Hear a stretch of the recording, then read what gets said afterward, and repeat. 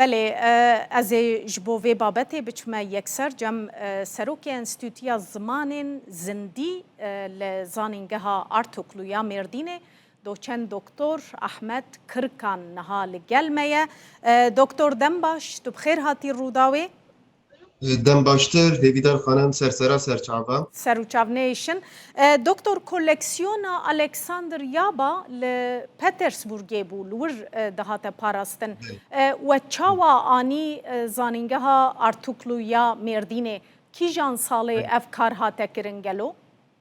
بله د سری دا از سپاسی خو پیشکش ودیکم ام بری د مزانی بو که یابا بروی 107 سال او کلکسیون بریه پترزبورگ ده 2013 هنده بریاره که هات ستاندن و دمه دا مدیر انستیتوی مرحوم ماموستا قدری یıldırım ده 2013 هنده او کلکسیون چو دوسه جارا چو پترزبورگ کلکسیون دیجیتالیزه کر و ده 2013 هنده او کلکسیون گیشت بردستیمه لپشتوی او کلکسیون دمکی دو درش بردستیمه بو وکی دیجیتال لی مجه استفاده مجه سود نگرد مجه استفاده نکرد ده 2024 da rektör me zaningehê Profesör Doktor İbrahim Özcoşar û bi riyasetan bêjin serok şêwirmenda Serokkomarê Gülşen Xanım ew kar bi Wezareta Çandiya Tirkiyeyê ve hat qebul kirin. De 2024 û 2025 da em wekî enstitû ser vê koleksiyona em xebitin şükür de 2026 da ev koleksiyon veki şember dinav du kapağında du berganda veki 13 kitap le 15 cilt hat çap kir. Kijan berheman li xwe digire ev koleksiyon doktor?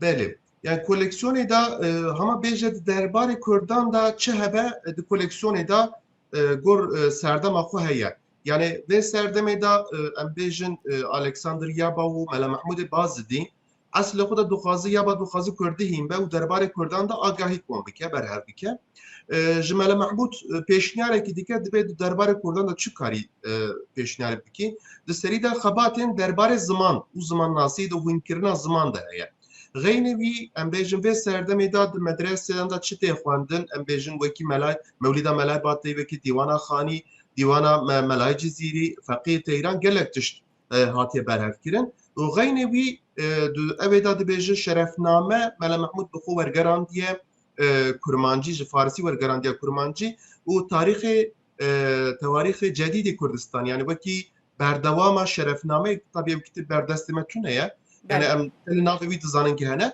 de derbarê Kurdan de çand û kelepura Kurdan zimanê Kurdan da çi hebe gor serdema xwe Mela Mahmud ve koleksiyonê de cih daye kitêba. Doktor ew destxet weke xwe hatine çap kirin? Belê. Yani wekî me got di 2013 da ew dijitalize bû hat bergîşt berdestê me ev koleksiyonê da di serî de wekî gotarekî kurmancî û gotarekî Tirkî me nivîsandiye û koleksiyon wekî xwe wekî faksimîle tıpkı basım hatiye çap kirin. Belê yanî karekî latînîze kirin û lêkolînê li ser wan destxetan hatiye kirin hetanha? Hetanha gelek kitêb wekî em bêjin transkribe kirin hatiye xebat. Ser wan hatiye kirin. Em bêjin Melay Cizîrî gelek caran hatiye çap kirin. Feqê Têran gelek caran hatiye çap kirin. Xanî ya Batî gelek caran hatiye çap kirin. Orijinalîte ev ê berê wî 107 sal alimekî Kurd derbarê mirasa Kurdî de çawa xebitiye bi min ehemiyeta vê xebatê ji wê derê tê. Duyem yani karekî gelek qeraseye Wezareta Çandê ew kar çap kiriye. Xeynî wê êdî ji bo tezin master û doktora hêzî gelek çavkaneyekî mezin berdestin. Giringiya çapkirina vê koleksiyonê ji aliyê Wezareta Çandê ve weke we got çi ye gelo peyameke çawa dide?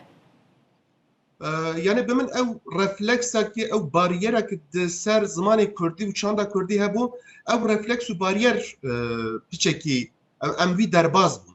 Yani çünkü ev koleksiyonê da derbarê Kurdî da derbarê çand û kelepura Kurdî da gelek tişt hene em vê bariyer û em bêjin refleksê em piçekî me derbas kirin.